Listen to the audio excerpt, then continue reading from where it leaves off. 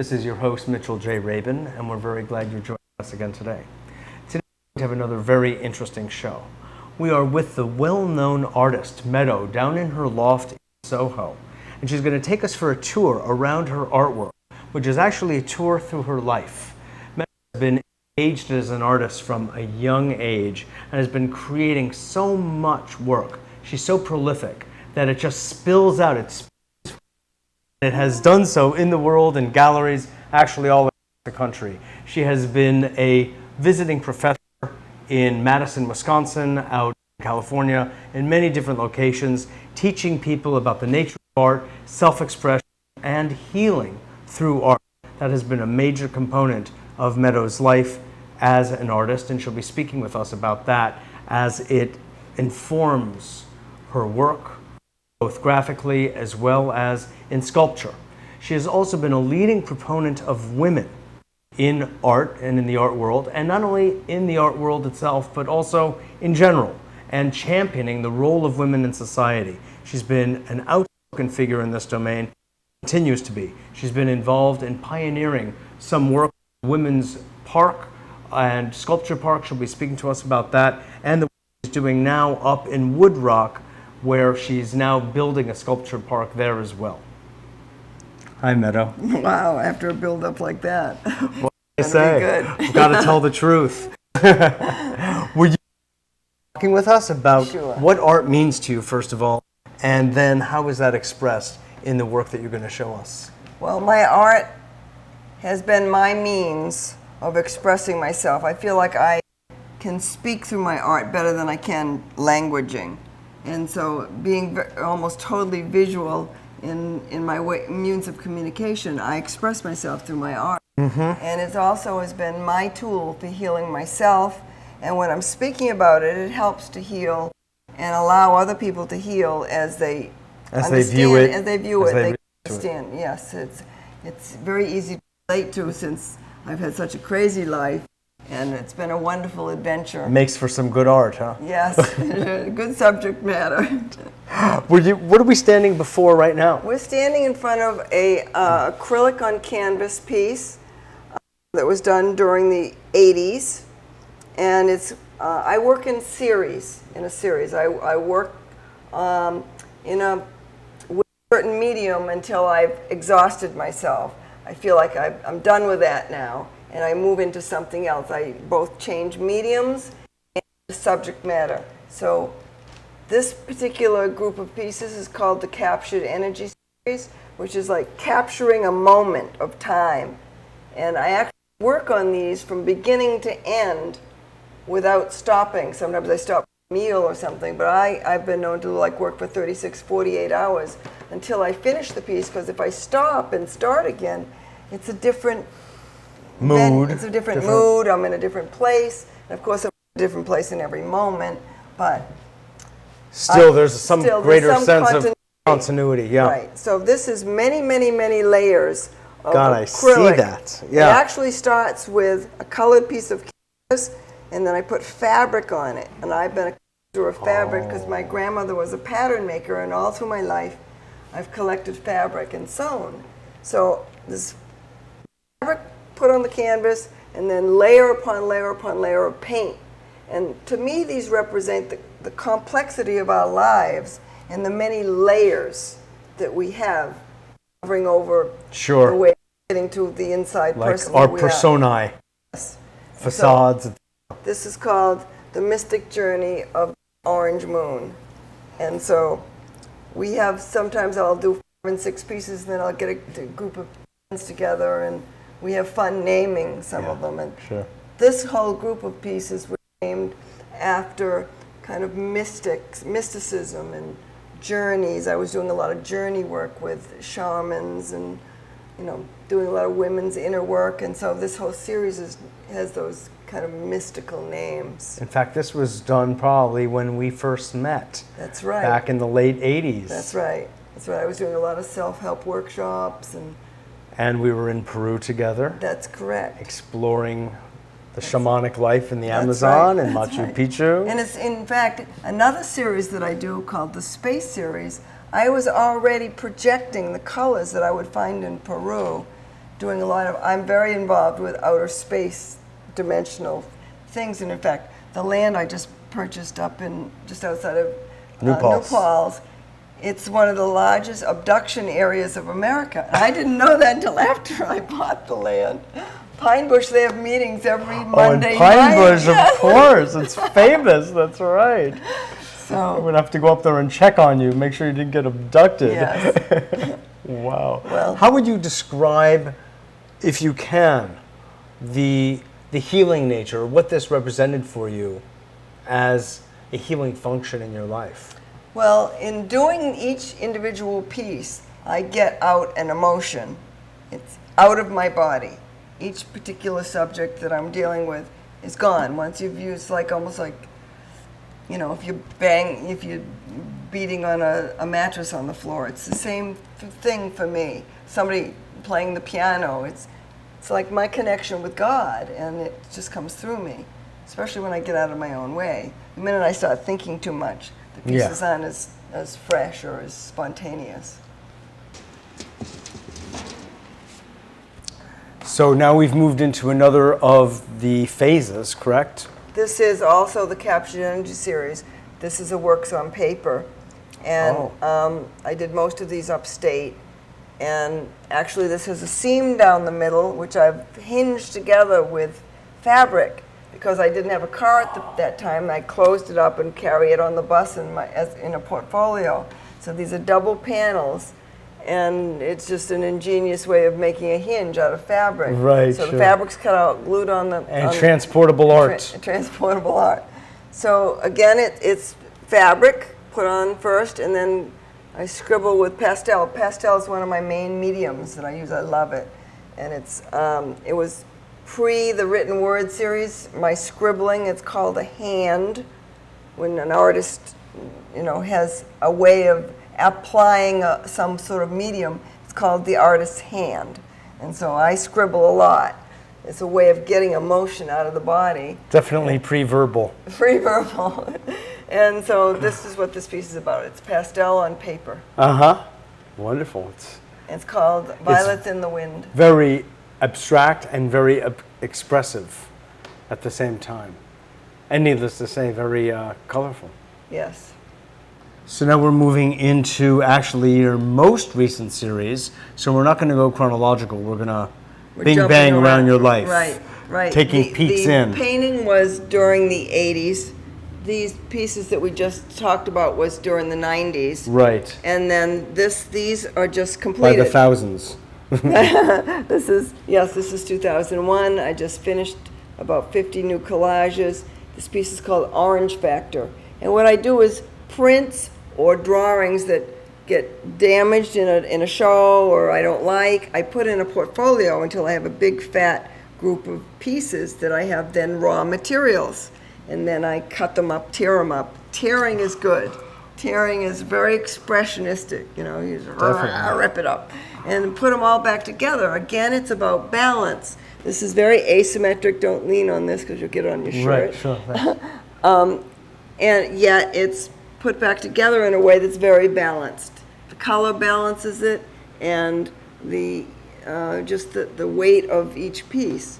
It's using pastel papers and a monoprint that I tore up because it got ruined coming back from a show. This piece is called The Hot Remnants, and it's this piece was like one of the last ones that I did, and these little scraps were all on my drawing board, just laying there, and they were all these beautiful little pieces. And I just brought out this larger section from one of the portfolios and plopped it down, threw everything on, just playing, and it was like, it created itself. And it was like the little remnants, so I called it heart remnants. This is a very early pastel piece, and these were pieces that I did during the 90s. My press that I use is in Maui, and I did over 100 pieces, and some of them didn't make it that I didn't feel were good, but I keep all the pieces and just rip them back up and put them together. Recycled art. Recycled art. It's great. It's great. And when I was leaning against it, it was called communicable art. Yeah, so it certainly it would make a difference on your black shirt. That's right, exactly. Or we could call it infectious art. I've had parties where people have leaned on my pieces and they come away with having a whole new shirt. Pay me for that. This piece, I'll move over here. Inner motion. It's called the Inner Motion. Again, this part section here is a monoprint, and this was a piece called Inner City that I ripped up and put back together. Again, it's all askew, but it's balanced. Huh. So. Now, how do you describe? It's obviously asymmetrical. Yes. But when you say balanced, where is Well, it that you're identifying the balance? The weight of this is balanced with the weight of this. Okay. So it's like not. It's not tipped, for instance. It's the weightiness of it is the balance. That's what I'm looking for. Sure. It's like Sure. it's interesting. Yeah. Wow. Could you give me some idea of what it is, let's say with this, you're particularly seeking to express? Most of my stuff is I'm an incredible designer. I mean, I like working with objects and putting them in a way that is pleasing design. And these really are about design, what shapes go with what things and how to recreate a construction. It's kind of like as constructionists as a pleasing design. What is the results that are going to be pleasing? And it's totally arbitrary because I'm working with just found objects as you would, and putting it back together and I'm just moving this up and down till it fits. And I drive myself crazy moving it a quarter inch up or down until it feels right. Till it feels right. And then it's the holding it down till I glue it. And if it moves, I'm most upset. So in a sense, you're really going for your own sense of beauty then. Yes. So it's not that you're making, in this case, a political or social comment. Not on this series. The series is not about that This at is all. an aesthetic series Yes. about balancing the elements of beauty, both in shape and color. Yes. Okay. Good, thanks.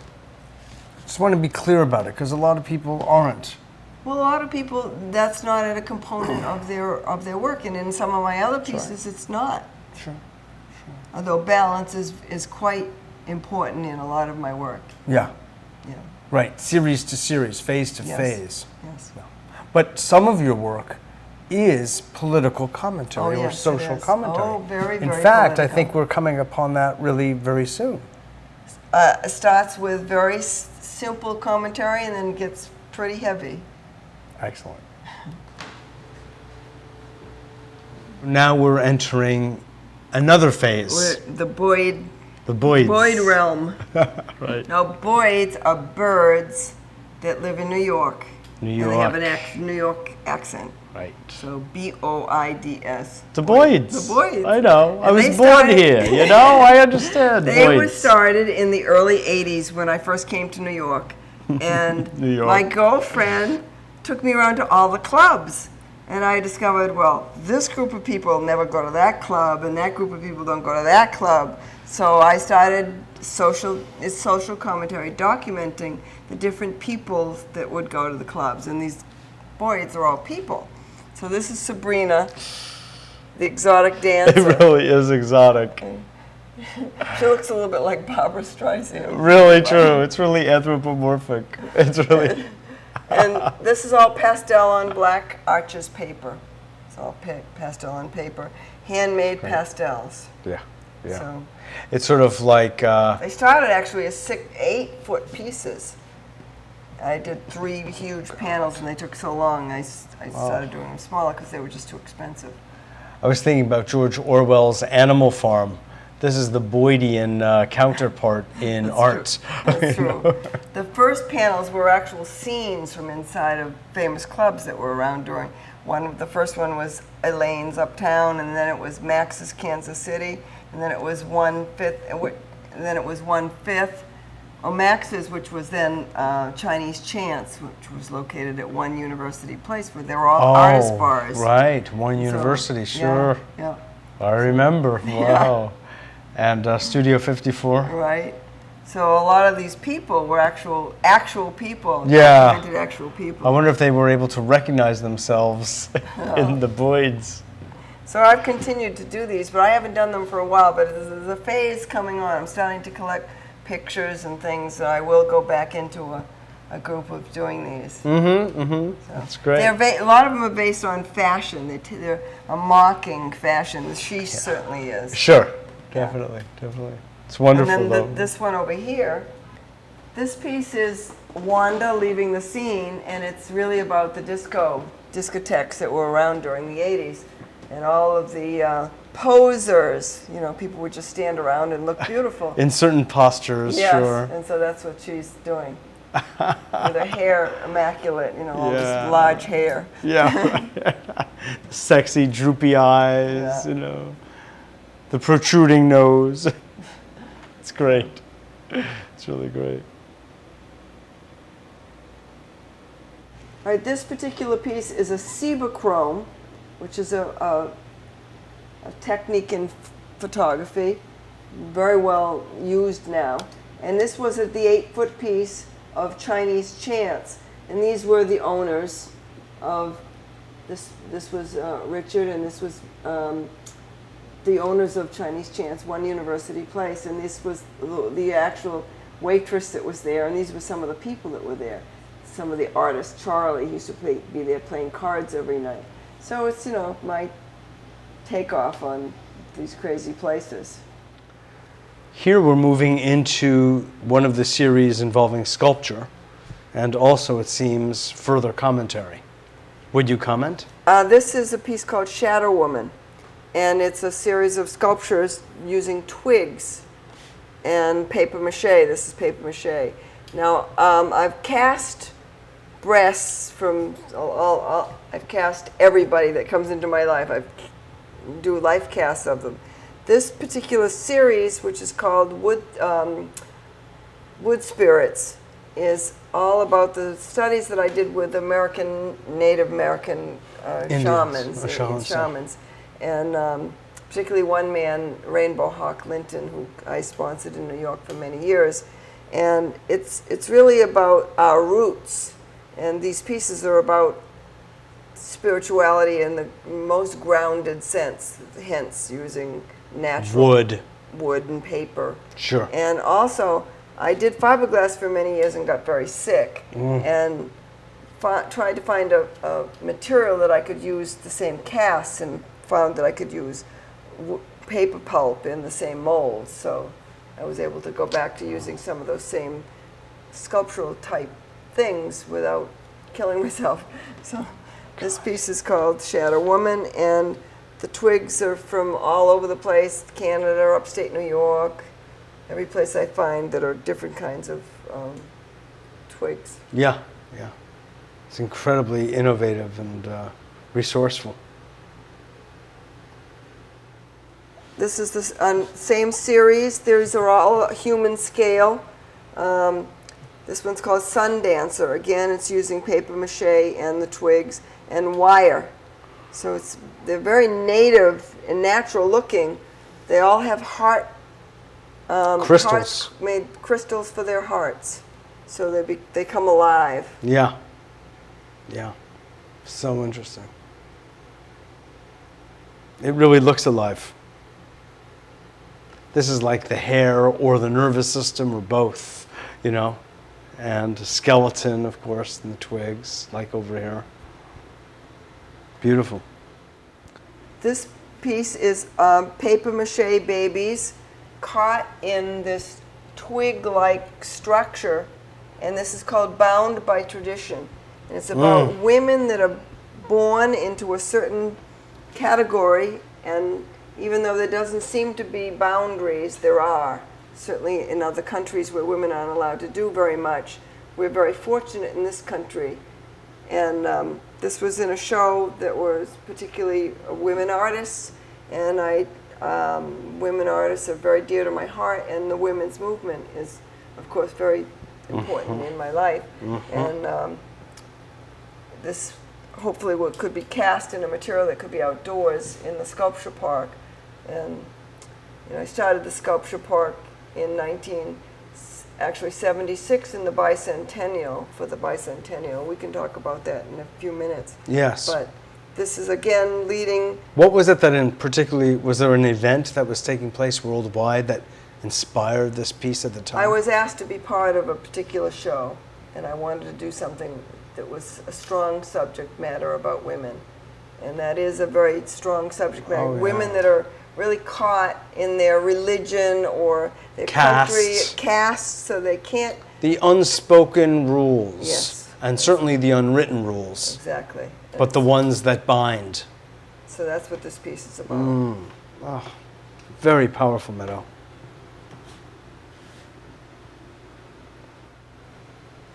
So this piece is called The Dead Baby Book, and it came about because my grandchildren were living with me in New York, and I got this article in the paper where they cut out all the budget, art, music, everything out of this school, and I just went berserk. I mean, this is ridiculous. So I was asked to be in the artist book show, and I did this piece. You can see it says Dead Baby Book on the outside, and then on the inside, it's a photo album of the dolls that I use in a lot of my other big installation pieces. They're paper mache dolls. I've squashed them down, put them in a photo album, and they're supposedly dead. So there are all these different kinds of children that they're dead in here. It's a very stylistic representation of dead babies. Slash budget slashes baby spirit. And so I wrote this whole article about, well, if we can't educate our children properly, if we don't have the money to educate our children properly, they might as well be born dead. And it was a very strong feeling about that we're not taking care of the children, we're not taking care of the future of our country. And I have very strong feelings about the children need to be educated. And we're falling way behind in this country. And, yeah. Well, there's also this very erroneous notion that art and music classes and education are less important than science reading, and writing, math, arithmetic, and science and math, Right. or business for that matter. I mean, they really have this misunderstanding of the way the human brain and nervous system work. Exactly. And because there's more apparent money in and economic strength in science and mathematical studies, they don't understand that the inspiration and creative spirit necessary for good scientific inventions comes from people's operation of the right hemisphere in general. And that has to do with learning how to conceive artistically. Right. So- and enjoyment. You know, Exactly. Yeah. Pleasure, intuition. Yeah. Exactly. So, God bless you. Now this represents, Meadow, yet another phase in the artistic and personal Expression, life, psychological life of Meadow. Could you describe? this was when I was doing one of the self-help type of expressions called the paradox process. I don't know whether you remember that. I do. And all of it's like peeling an onion. You ask yourself a specific question, and you keep asking all the different ways you can ask the same question, and it kind of undoes an event in your life. And this is the Vargas girls, and a series of silk screens that I did. There's 5 of them. This is one called The Gift, and it's all about It's the written word series. It's a written word series, and most of them are erotica. Deal much heavier with erotica, and they deal with some of the things that we learned as teenagers, and a lot of the myths and illusions that we heard, especially in relationships.